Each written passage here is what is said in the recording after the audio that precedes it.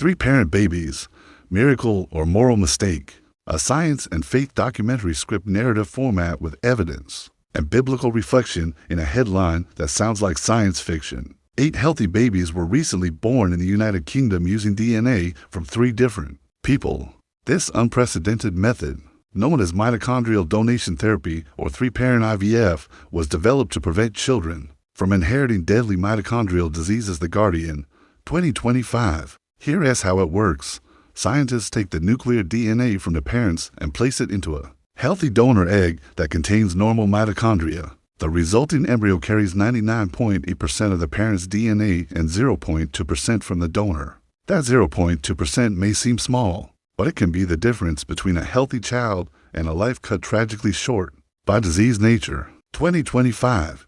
It is the most promising way we have to stop mitochondrial disease from being passed on, said Professor Mary Herbert from Newcastle University, where the babies were born under the UK's highly regulated fertility law. AP News, 2025. When we begin editing heritable DNA, we risk creating a future where life is engineered, not received. This echoes the warning in Isaiah 45:9. In Genesis 1:27, it says God created mankind in his own image. Some fear that this path could eventually lead to designer babies, children tailored for intelligence, appearance, or even behavior. The human body and soul are sacred, not to be manipulated at will. Altering the very structure of human life leads many to ask, are we overstepping the role of the Creator, science breakthrough, or spiritual overreach? For the families affected, this may feel like a miracle. Even secular critics worry about hubris, that we may be rewriting the human story without fully understanding the consequences. But for many others, it raises deep ethical and spiritual concerns. Some studies suggest a risk of mitochondrial reversal, where damaged DNA could resurface. New England Journal of Medicine, 2025. Others question the exploitation of young egg donors. Echoing Proverbs 31:8, to some Christian thinkers, this isn't just about genetics, it's about boundaries. Theologians and ethicists warn that human life is not a lab experiment. Woe to those who quarrel with their maker.